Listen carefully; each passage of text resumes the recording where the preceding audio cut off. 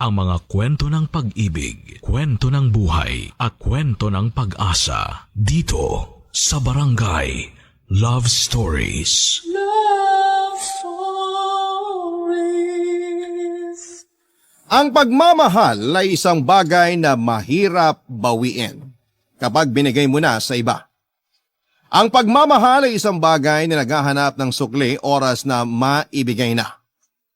Ikaw, kapuso, ano nga ba ang tingin mo sa pagmamahal mo kapag naiisip mo ito?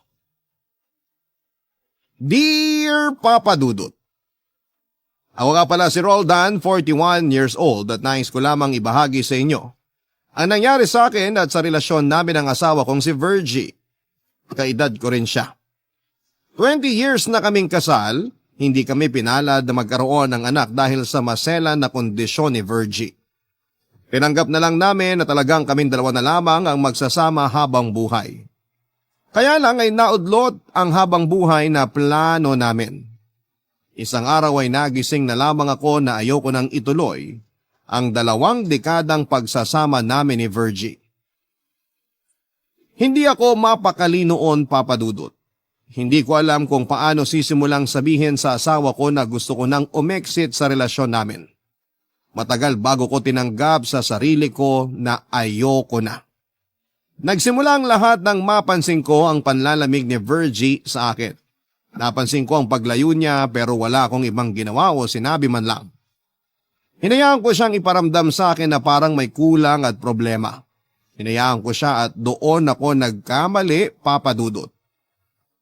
Dahil sa pagbaliwala ko sa aming sitwasyon ay nawalan ako ng pag-asang malalampasan pa namin ang kinakaharap naming krisis sa relasyon. Wala ni isa man sa amin ang umiimik sa kung ano nga ba talaga ang nangyayari. Iyon ang problemang nakita ko noon sa pagsasama namin. Mahina kaming iparating sa bawat isa ang mga napapansin naming problema.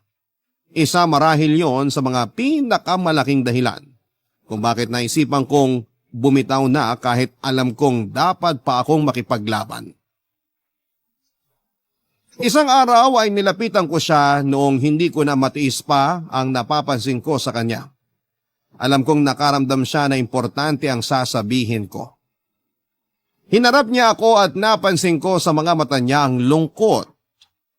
Nasaktan ako sa nakita ko pero tinatagan ko ang loob ko para iparating sa kanya ang mensaheng matagal ko nang gustong ibulong. Malakas ang kabog noon ng dibdib ko at nagtatalo ng sabay ang puso at isipan ko. Dapat ko nga bang sabihin sa kanya ang nais ko? Hanggang sa namalayang kong bumuka na lamang ang bibig ko para simulan ng iparating sa kanya ang mensahe ko, Papa Dudut.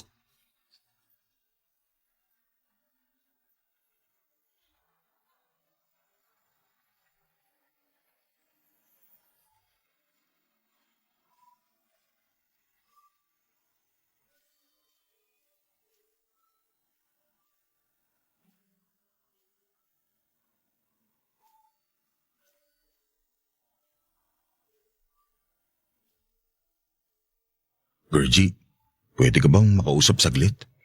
Oo naman. Importante ba? Sana. Tungkol saan? Sa atin. Parang alam ko na. Pareho naman nating alam dati pa. Pero bakit pareho tayong nananahimik lang? Siguro dahil nakasanayan? Ayaw mo na, di ba? Hindi ko na lang kasi kaya. Ang alin? Yung katahimikan sa pagitan natin? Bakit kasi pananahimik ang naiisip nating gawin pag may iba tayong nararamdaman? Sabi kasi ng iba, katahimikan ang solusyon sa mga problema. Pero sa atin, katahimikan ang problema. Alam ko. Ayoko namang makipag-iwalay sa'yo. 2 dekada na tayo mag-asawa. Kung yung tagal lang ang pagsasama natin ang dahilan mo para hindi ako iwan, huwag na lang, Roldan. Mas masakit kasi pakinggan eh. Alam kong meron pa rin akong pagmamahal para sa'yo kahit papano. Yung salitang papano, ang ibig sabihin lang niyan, wala na talaga. Pinagaan mo lang ang sitwasyon. Hindi mo na talaga ako mahal. Naguguluhan lang ako ngayon. Meron ka na bang iba? Alam nating pareho na wala. Nadala lang ako sa pader sa pagitan nating dalawa. Hindi kita malapitan. Hindi kita marinig. Hindi na rin kita halos makilala. Kasalanan ko nga. Kasalanan natin. Ako nagsimulang bumuo ng pader sa pagitan nating dalawa. Alam ko may dahilan ka kung bakit mo binuo ang pader na yon. Alam mo ba ang dahilan? Hindi. Kasi nga nanahimik ka. Roldan, pinapalaya na kita. Hindi mo man lang ako ipaglalaban? Di ba nga sabi mo ayaw mo na? Pero di mo naman matatanggal sa akin na umasa pa. Lalo ngayong nakakausap na kita. Roldan, hindi na. Okay na. Bago ka pa magsalita, tinanggap ko nang matatapos na tayong dalawa. Ganun mo lang yung kadaling tinanggap. Samantalang ako ang tagal kong tiniis yung sakit. Bago ako nagdesisyong lapitan ka. Sana nga hindi mo na lang tiniis yung sakit eh. Sana una pa lang nilapitan mo na ako. Para nakaalis ka na. Para naiplano mo na ang mga susunod mong gagawin. Baka kung sinabi mo ng mas maaga sa akin, nasa gitna na tayo ng paglimot sa isa't isa ngayon. Imposibleng makalimutan kita. Mahihirapan din akong kalimutan ka. Kaya nga, parehas tayo. Bakit ayaw mo samahan ako ipaglaban tong relasyon natin? Kasi wala na rin naman tong pupuntahan eh. Hindi tayo aabot ng 2 dekada kung alam nating wala tong pupuntahan. Tapos ng 2 dekada na yun. Hindi pa naman tapos eh. Kaya pa naman kasi. Ikaw, kaya mo pa. Pero ang katawan ko hindi na. Anong ibig mo sabihin? Roldan, may cancer ako. Cancer. Hindi ako makapaniwala sa narinig ko kay Virgie.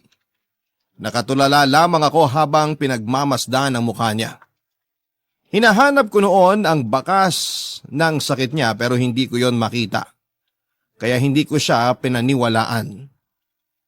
Pinagbintangan ko pa nga siyang sinungaling at sinabi ko pa sa kanya na baka gawa-gawa lamang niya ang sakit niya para itaboy lamang ako. Hinanapan ko siya ng valid na reason kung bakit pinipilit niya akong makipaghiwalay sa kanya. Naiyak na lamang siya dahil hindi ko siya magawang paniwalaan. Nakonsensya naman ako at saka niyakap siya. At doon ko napatunayan na meron nga siyang dinaramdam. Nakita ko may mga bakas sa kanyang balat at yun ang senyales na meron nga siyang sakit. Doon pa lamang ako naniwala. Pero ang puso ko ay nahirapang tanggapin ang lahat. Nag-iyakan na lamang kaming pareho dahil sa pagtanggap namin sa binigay na pagsubok ng Panginoon. Wala namang kaming laban kung yon ang itinakda. Pero sa puso ko ay umaasa kung isa lamang yung panaginip at malayo sa katotohanan. Pinag-usapan naming dalawang tungkol sa sakit niya at halos hindi ako makapaniwala sa mga narinig ko. Nilihim niya sa akin ang halos 1 taon ang kalagayan niya. Kaya ako natahi ang mga panahong nananahimik siya at naging detached sa akin. Yun pala ang naging dahilan niya, Papa Dudut. Inakala kong ayaw na niya at nagsasawa na siya sa akin. Inakala ko na ang pananahimik niya ay paraan niya para iparamdam sa akin na ayaw na niya. Mas lalo tuloy akong nakonsensya dahil meron na pala siyang pinagdaraanan pero hindi ko man lang nakita yon. Kaya naman pinangako ko sa kanya na hindi ko siya iiwanan habang nakikipaglaban siya sa sakit niya. Kahit na ilang beses na niya akong tinaboy ay hindi ako nagpatinag. Gusto kong mas mapalapit sa kanya sa mga panahong alam kong pwede na siyang bumigay. Hindi ako nakinig sa pagtataboy niya sa akin. Mas nangibabaw ang kagustuhan kong may masandalan siya sa isang pagsubok na magpapatatag sa kanya. Kahit ang hirap niyang pagmasdan noon habang nakikipaglaban sa sakit niya. Parang doble ang sakit na nararamdaman ko kapag nakikita ko siyang nasasaktan sa mga tinuturok sa kanya. Kung pwede lang kunin kahit kalahati ng sakit niya, Papa Dudut, baka ginawa ko na yon.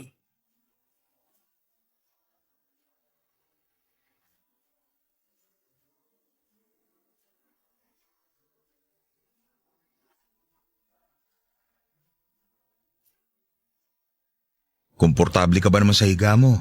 Nakailang tanong ka na. Parang ayaw mong maniwalang oo. Gusto ko lang makasiguro.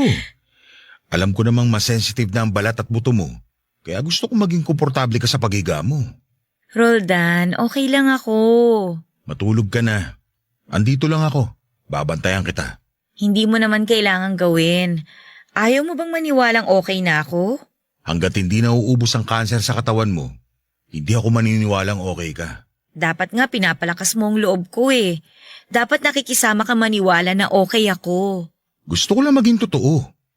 Ayoko maging kampante na okay ka, kahit hindi. Masyado mo namang sineseryoso tong sakit ko. Virgin naman, may kanser ka. Hindi ko pwedeng gawing biro lang yan. Ay, oo na, sige na. Magpahinga ka na. Maaga pa tayong pupunta sa ospital bukas. Kung pwede lang kasing wag nang pumunta sa ospital eh.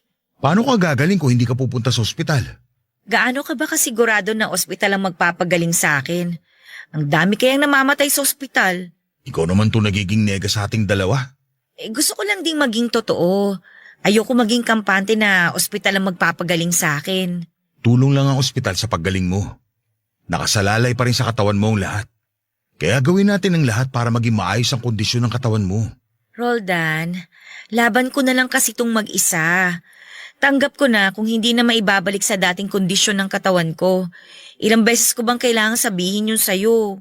Hanggat nakakadilat yung mga mata mo, aasa akong gagaling ka. Huwag ka na makipagtalo sa akin. Baka manghina ka pa. Ikaw ang wag nang makipagtalo sa akin. Tanggapin mo na lang kung ano yung desisyon ko sa buhay ko at desisyon ko para sa relasyon natin. Yang ka na naman. Roldan, klaro na sa akin na ayoko nang paasahin ka pa. Tapos na tayo. Saka na natin pagdesisyonan ng gagawin sa relasyon natin kapag gumaling ka na. Kaya mo lang naman nasasabi yan sa ngayon dahil nawawalan ka na ng pag-asa. Praktikal lang ako mag-isip at hindi to dahil sa wala na akong pag-asa. Cancer ang dumapo sa akin, Roldan. Hindi to parang lagnat na kayang pagalingin ng pahinga at paracetamol. Ayoko ng pag-usapan to. Basta andito lang ako. Hindi ako aalis. Hindi ako papayag na mahiwalay sa'yo. Basta ang sa akin, hiwalay na tayo. At gusto ko, kung gusto mong ayusin ko ang kondisyon ng katawan ko, tanggapin mo na rin na hiwalay na tayo. Virgin naman. At gusto ko habang ganito pa ang kalagayan ko, maghanap ka na ng babaeng mamahalin mo, Roldan. Ano bang pinagsasabi mo? Akala mo ba ganun lang kadaling gawin yon? Kaya nga pinapadali ko ng sitwasyon para sa'yo. Pinapalaya na kita. Binibigay ko na sa'yo ang pahintulot na magmahal na ng iba. Hindi mo ako madidiktahan sa ganyan. Ako pa rin ang magpapasya sa kung ano ang gusto kong gawin. Sige, magdidesisyon na rin akong tapusin na mas maagang buhay ko. Huwag kang magsalita ng ganyan. Hindi na ako natutuwa Huling-hiling ko na sa'yo to. Pagbigyan mo na ako. Hiling ko yun para sa'yo. Ayokong iwan ka sa mundong to na walang makakasamang bago. Hindi ko kailangan ng makakasamang bago. Sa ngayon nasasabi mo yan. Pero kapag niyakap ka na ng lungkot, tapos wala ako sa tabi mo, maghahanap ka rin ng makakasama mo. Maniwala ka. Tao ka lang din, Roldan.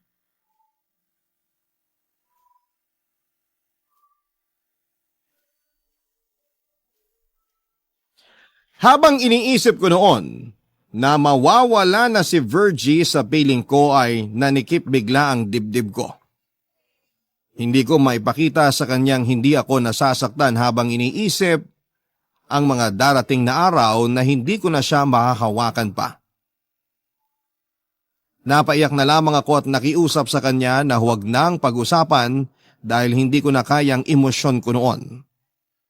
Pinaplos niya ang mukha ko at alam kong medyo nasaktan siya sa paggalaw niyang yon dahil sa panghihina na rin ng katawan niya. Humingi siya ng tawad sa akin at pinaliwanag na kaya lang niya yon na sabi ay dahil takot siyang iwan ako mag-isa at walang kasama. Yun lang daw ang nakikita niyang paraan para matanggap na niya ng tuluyan na mapapaaga ang uwi niya sa tahanan ng Diyos. Mas lalo ako naggalit sa sitwasyon ni Virgie Papadudut kung bakit naman kasi siya ang dinapuan ng ganong klase ng sakit. Napakabait ng asawa ko. Yun ang dahilan kung bakit siya lamang ang babaeng minahal ko ng mahabang panahon. Hindi ko naisip kailanman na darating ang araw na magmamahal ako ng iba dahil pinangako ko na sa sarili kong siya lamang ang gusto kong makasama hanggang sa kabilang buhay. Hindi pa rin ako nakumbinsi ni Virgie sa gusto niya. Naiyak na lamang din siya sa inis dahil matigas ang ulo ko at ayaw kong makinig sa kanya. Hanggang sa napapayag na lamang ako para lamang tumigil na siya. Alam kong alam niyang napilitan lamang ako sa naging sagot ko kaya kinausap at kinulit niya ako. Hanggang sa kinailangan kong pikiin ang ngiti sa mukha ko para lamang makampante siyang payag na ako sa gusto niyang mangyari. Hindi naman siya nakahalata at natuwa pa siya sa naging sagot ko. Niyakap niya ako at nagpasalamat dahil tinupad ko ang kahilingan niya. Habang yakap ko siya noon, ay ako naman ang humiling sa Diyos. Hiniling ko na sana ay hindi magbago ang pagmamahal ko para kay Virgie, para hindi ako matuksong humanap ng iba. Hiniling ko na sana ay hindi ako pangunahan ng lungkot para hindi ako mapinitang maghanap ng ibang kakalinga sa akin. Papadudot kontento ako kay Virgie at alam ng puso kong siya lamang ang mahal ko. Pero kung magpapakatotoo ako, posible ring mangyari ang gusto ni Virgie para sa akin. Ang humanap at magmahal ng iba. Barangay Love Stories. Barangay Love Stories. Sa paglipas ng mga araw, nahalata ko na ang panghihina ng katawan ni Virgie. Hindi man niya pinapakita sa akin noon na iniinda niya ang cancer pero nararamdaman ko.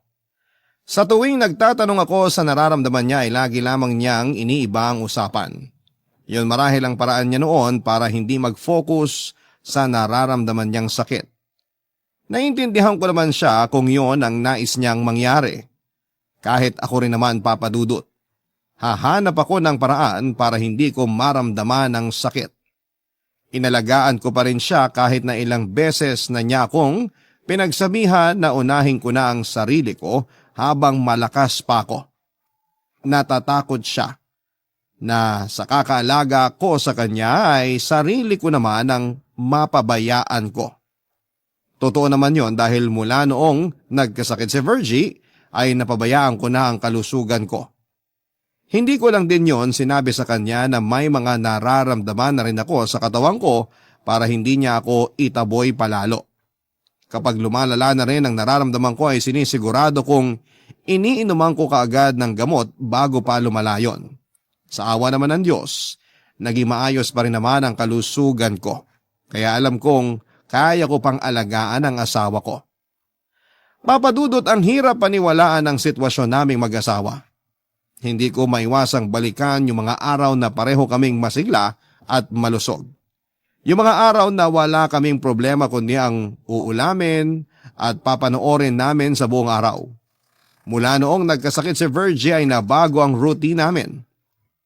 Problema na namin kung saang ospital kami tatanggapin. Problema rin namin kung saang pharmacy bibili ng mga gamot niya. Problema na rin namin noon ang pera dahil malaki na ang nagagastos para sa pagpapagamot ng aking asawa. Mabuti na lamang at nakapagtabi kami ng pera at may mga taong tumulong sa amin. Hindi na tuloy namin naramdaman ang 100% bigat ng sitwasyon ni Virgie. Kung wala mga taong tumulong sa amin ay baka mas lalo nang bumigay si Virgie. Nakatanggap din kami ng maraming dasal na nakapagpagaan ng aming mga kalooban. Papadudot yun marahil ang pinakagusto kong naitulong ng mga tao sa amin pagdating sa aspetong espiritual.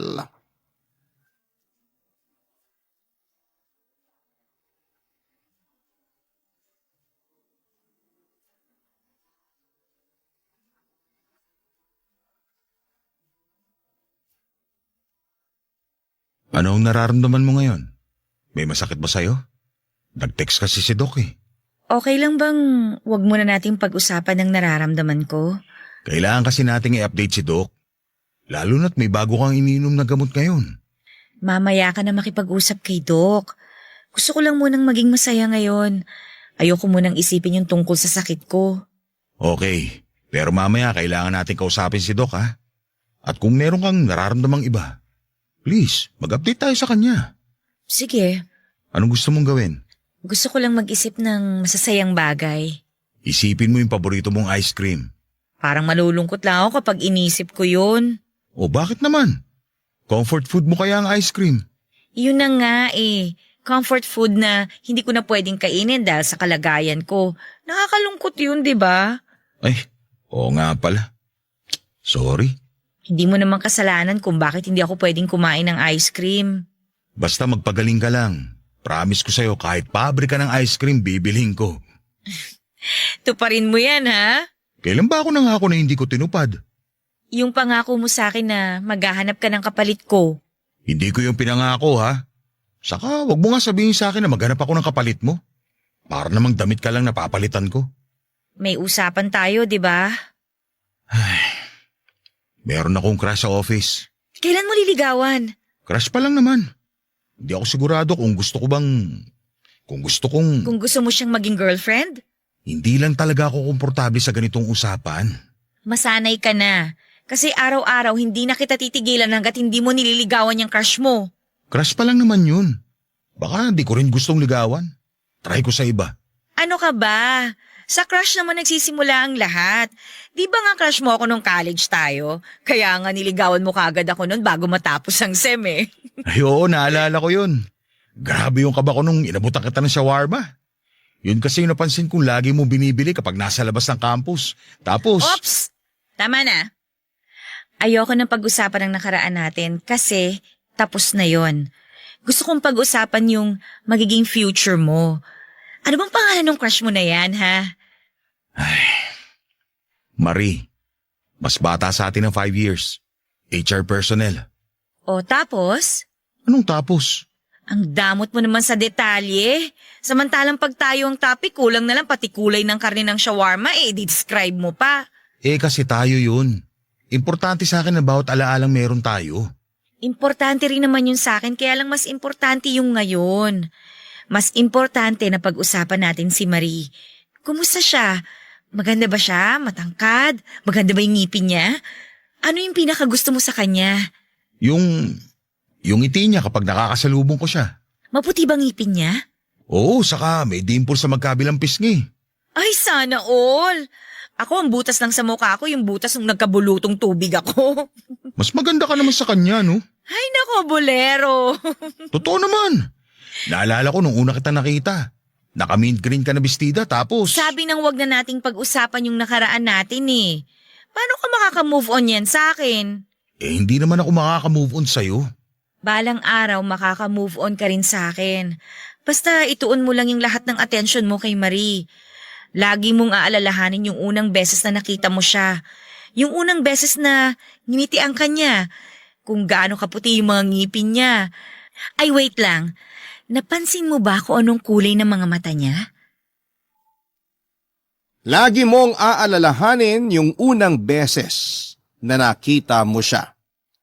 Yan ang gustong mangyari noon ni Virgie, ang alalahanin ko lagi ang unang pagkikita namin ni Marie. Pero ang rumirehistro sa utak ko ay ang unang beses na nakita ko si Virgie suot ang mint green na bestida niya habang malamyos ang lakad niya, na sinasabayan ng hangin sa paligid. Napakaganda niyang tingnan lalo na noong umiti siya at tumaplos ang buhok niya sa pisngi niya. Hindi ko yun pwedeng makalimutan, Papa Dudut. Napakaputi ng ngipin niya na kahit perlas ay mahihiya kapag tinapat sa kanya. Ang kulay ng mata ni Virgie kasing itim ng tinta ng ballpen. Ganun ko napansin lahat ng detalye sa kanya na hindi ko nagawang gawin kay Marie. Oo, at maganda nga si Marie at aaminin kong nagkaroon ako ng counting crush sa kanya dahil mabait siya sa akin. Pero hindi noon kayang tumbasan ang pagmamahal ko para sa asawa ko. Kaya naiinis akong pinipilit ni Virgie na piliin ko na si Marie. Tinuturuan pa niya ako kung paano lalapitan si Marie. Hindi ako komportable habang kunwari ay nakikinig sa mga payo niya para magustuhan ako ni Marie. Wala na rin ako nagawa nang pilitin niyang i-date ko si Marie. Tinakot ako ni Virgie na hindi magsasabi kung may iba siyang nararamdaman sa katawan niya. Kaya napapayag ako sa gusto niya. Inaya ko na makipag-date si Marie at noong una ay nagtataka siya dahil alam niyang may asawa na ako pero pinaliwanag ko sa kanyang sitwasyon. Doon pa lang pwede nang umatras noon si Marie pero pumayag siyang makipag-date sa akin. Sinabi niyang naiintindihan niya ang sitwasyon ko. Medyo gumaan ang pakiramdam ko sa nangyari at doon na nga kami nagsimulang lumabas. Kahit kasama ko na noon ang mabait at maunawain na si Marie ay hindi ko pa rin maiwasang maisip ang asawa ko. Hindi ko alam noon kung hanggang kailan magtitiis si Marie na samahan ako sa mga date na asawa ko naman ang nag-decide. Mabait naman at masarap kausap si Marie, Papa Dudut, pero hindi siya si Virgie. Hindi siya ang asawa ko. Hindi siya ang mahal ko.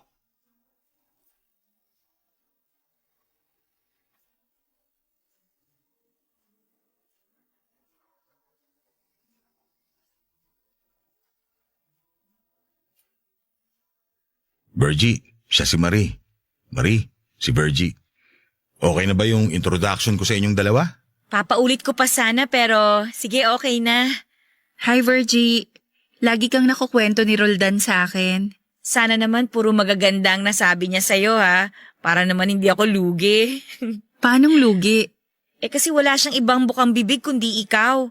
Ang bait mo raw, ang sarap mong magluto, magaling kang kumanta, at saka maalaga sa mga bata. Nahiya naman akong bigla. Ako pa ngang dapat mahiya sa'yo eh.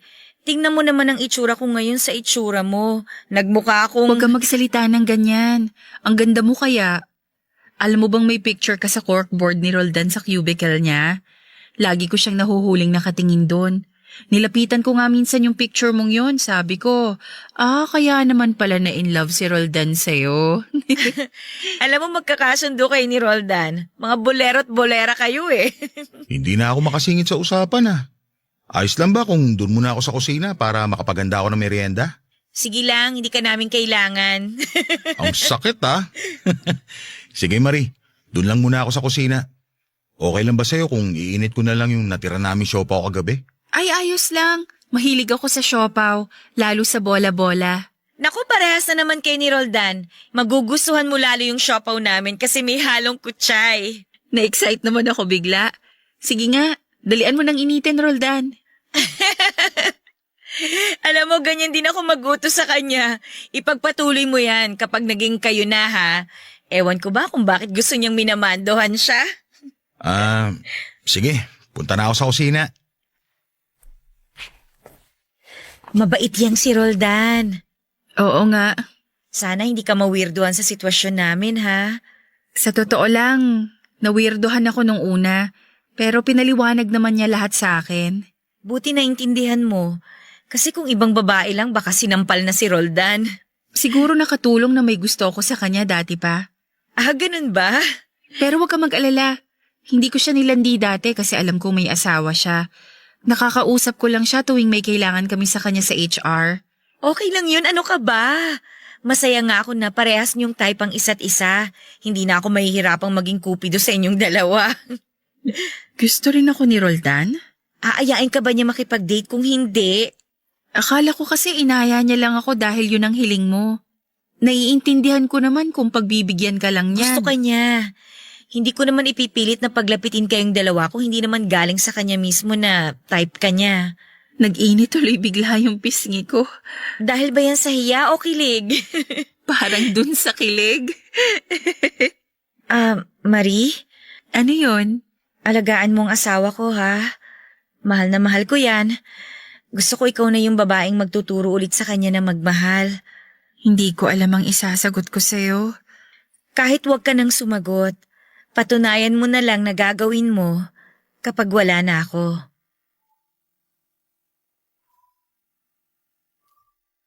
Ang hindi nila alam, pareho ko silang narinig mula sa kusina. Hindi ko napigilan ang sarili kong umiyak nang ibili na ako ni Virgie kay Marie. Malakas pa naman siya kahit papaano noon pero kung umasta siya ay akala mo'y huling oras na niya sa mundo. Natagalan Papadudot bago ako bumalik sa sala kung saan ay andon silang dalawa.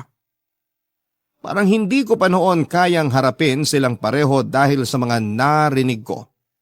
Pero alam kong makakahalata na si Virgie.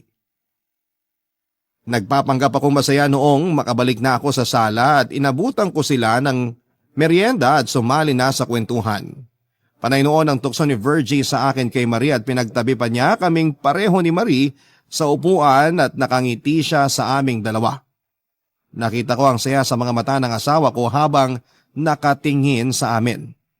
Ramdam ko noon na sensero ang kagustuhan niyang maging masaya na ako sa piling ng ibang babae. Hindi ko alam Papadudot kung paano kinaya ni Virgie na ipaubaya ko sa iba gayong siya na mismo ang nagsabing mahal na mahal niya ako. Ganon ba niya ako kamahal? Para palayain niya ako at itulak sa susunod na babaeng ramdam niyang mamahalin ako. Nararamdaman ko talaga ang kagustuhan ni Virgie na ibigin ko na si Marie. Kaya pinagbigyan ko siya Papadudot. Pinagpatuloy ko ang panliligaw kay Marie at pinagpatuloy ko ang paglabas-labas naming dalawa. Lahat yon ay sinasabi ko noon kay Virgie dahil nakikita kong sumisigla siya sa tuwing may nalalaman siyang progress sa aming dalawa ni Marie. Hindi naman mabigat o mahirap pakisamahan si Marie kaya naging madali lang din sa akin na magustuhan siyang makasama. Hindi ko naman siya mahal pero tinuring ko siyang isang kaibigan. Hindi ko yon sinabi kay Virgie dahil baka sumama ang loob niya dahil kaibigan lang ang turing ko kay Marie. Nakatulong nga rin si Marie sa akin dahil kahit papaano, kapag kasama ko siya ay nakakalimutan ko ang pinagdadaanan kong bigat na sitwasyon. Masaya akong nakakasama si Marie noong panahong pakiramdam ko ay bibigay na ako sa sobrang lungkot ng mga panahong alam kong may sakit ang asawa ko, Papadudot. Barangay Love Stories. Barangay Love Stories. Papadudot, nagpatuloy ang mga araw na kailangan kong alalayan ang nangihinang katawan ni Virgie. Ramdam ko noon na malapit na siyang umuwi sa itaas at hindi ko pa yon kayang paghandaan. Kahit alam ko noon at tanggap na ni Virgie na aalis na rin siya sa mundo, magkaiba pa rin kami ng nararamdaman. Hindi ko kayang tanggapin na mawawala noon ang asawang nakasama ko sa mahabang panahon. Hindi ganong kadaling mag-let go ng mga alaala. Hindi ganong kadaling i-let go ang pagmamahal ko sa kanya. Kahit sabihing ando na si Marie sa buhay namin, ay hindi ko pa rin magawang i-consider ang posibilidad na mawawalan ako ng pagmamahal sa asawa ko. Walang oras na hindi ako nagdasal na gumaling si Virgie. Handa ko nung isakripisyo ang buhay ko, wag lamang siyang mawala sa mundong ito. Pakiramdam ko kasi noon ay mas importante ang buhay niya kesa sa sarili kong buhay. Pakiramdam ko noon ay mas marami pa siyang magagawang makabuluhan kesa sa akin. Gusto ko na noong sumuko dahil sa nakikita kong panghihina ng katawan niya. Pero pinapalakas naman ako ng pagmamahal ko para sa kanya. Hindi ko kayang ipaliwanag sa inyo ngayon, Papadudot, kung gaano ko parang sinasakal sa nakikita kong pagbabago sa katawan ni Virgie. Ang laki ng ipinayat niya dahil sa ilang buwang gamutan. Hindi ko na nga siya halos makilala noon lalo't nagtuloy-tuloy ang pamumutla at pagkawala ng buhok niya. Pati ang boses niya ay unti-unti nang binabawi sa kanya. Hirap na akong tignan siya dahil nasasaktan akong makita na paunti-unti nang binabawi ng Diyos ang asawa ko. Hindi ko siya kayang bitawan para ibalik sa Diyos. Kung pwede lang siyang itago sa kung saan na hindi siya mahahagilap ng mga anghel ay baka ginawa ko na. Kung pwede lang iharang ang katawan ko para hindi siya mabitbit palipad sa langit ay baka ginawa ko na. Gagawin ko ang lahat, wag lang siyang mawala sa mundong ito. Naniniwala ako na ganon din ang gagawin ng kahit na sinong asawa na nagmamahal ng buong puso't kaluluwa.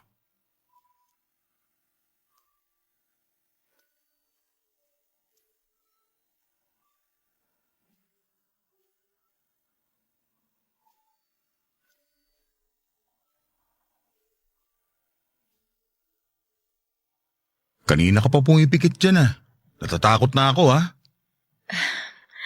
Okay lang ako. Natatakot nga ako. Parang di ka komportable. May masakit ba sa'yo?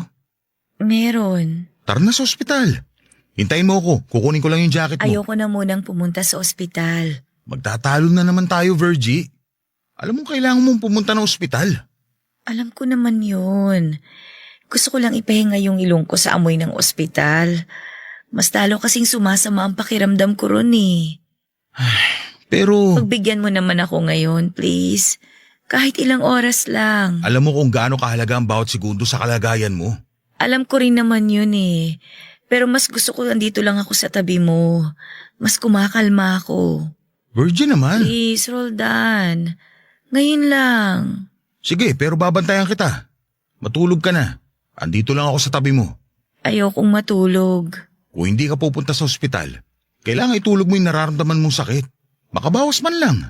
Alam mo kung ano yung makakabawas ng sakit sa akin? Ano? Pag-usapan natin ang nakaraan. Akala ko ba ayaw mo ng pag-usapan yung nakaraan? Di ba nga lagi mo sinasabi na yung ngayon at bukas ang mahalaga? Sa sitwasyon ko ngayon, mahalaga pala yung nakaraan. Kasi sa nakaraan, malakas ako. Sa nakaraan, masaya ako, tsaka malusog. Kung pwede lang sanang bumalik sa nakaraan. Balikan natin ngayon. Pwede naman, di ba? Gusto mong balikan yung unang date natin? Naalala ko yun. Sa Fort Santiago tayo pumunta. Nakapajama lang tayo pareho kasi sabi mo, sa ganung suot kang komportable. Tapos nagbaon tayo ng ginataang tulingan. Na sinabay natin sa malamig na taho na walang arnibal. Kakaiba rin yung trip natin noon, ano? Oo, laging kakaiba yung trip natin lalo na pagdating sa mga pagkain. Lagi tayong hinuhusgahan sa mga pinagpapares nating pagkain. Naalala ko, pinaris natin yung durian ice cream sa pinakbet. Yung burong isda at peanut butter. Ang sarap nun, di ba? Pero yung ibang nakakita, gusto na nilang masuka. Naalala ko na ospital pa tayo dahil sa mga combo natin sa pagkain. Naalala ko nga walang gustong sumabay sa ating kumain kasi nawawalan sila ng gana. Okay lang na di sila makisabay. Ayoko naman kasing nagbibigay ng pagkain sa iba. Kahit naman ialok mo sa kanila yung pagkain natin, tatanggihan din nila. Kaya nga gusto ko yung mga kinakain natin. Kasi siguradong walang makikihingi. Kahit kayong aso, ginudge tayo sa food choices natin. Na-trauma pa kamo yung mga aso nung binigyan natin ng pandesal na sinausaw sa toyo at maraming suka. Nakakamiss kumain ng ganung mga pagkain. Nakakamiss maging malusog. Babawi tayo kapag lumakas ka na. Pero paano kung hindi na? Lalakas ka pa. Magtiwala ka lang sa sikmura mo. Paano kung wala na akong tiwalang gagaling pa ako? Kasi rinig ko nang humihiyaw tong katawan ko na gusto nang huminto sa paggaling. Pagod na ako, Roldan. Pagod na ako.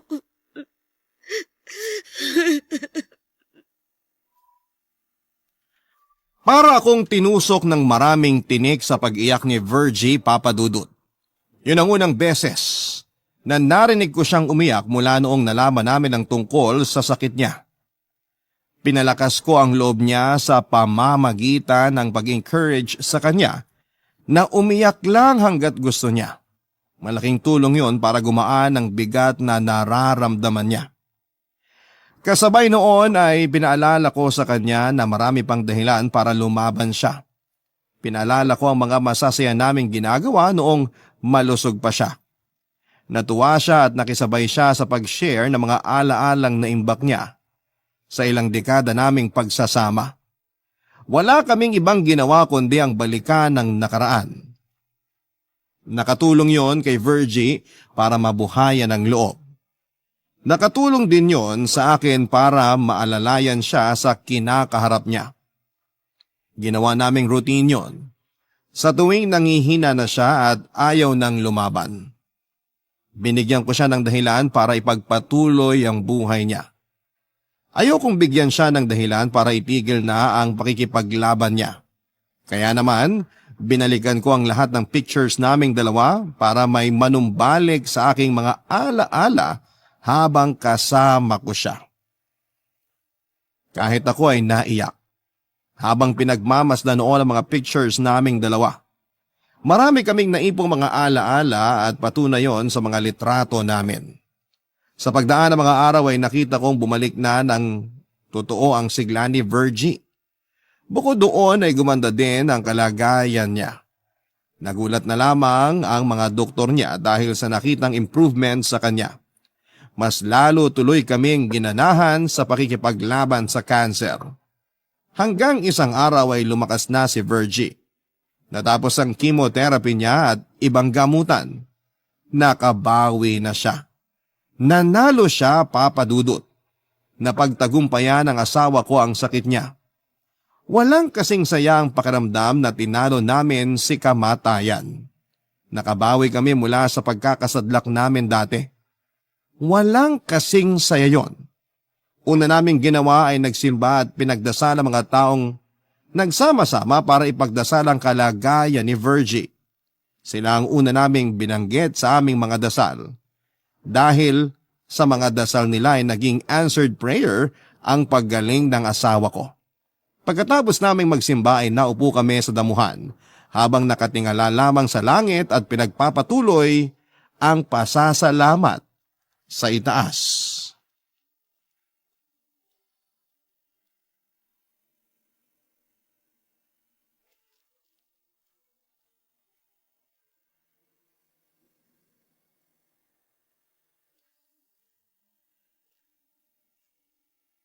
Ang sarap mabuhay.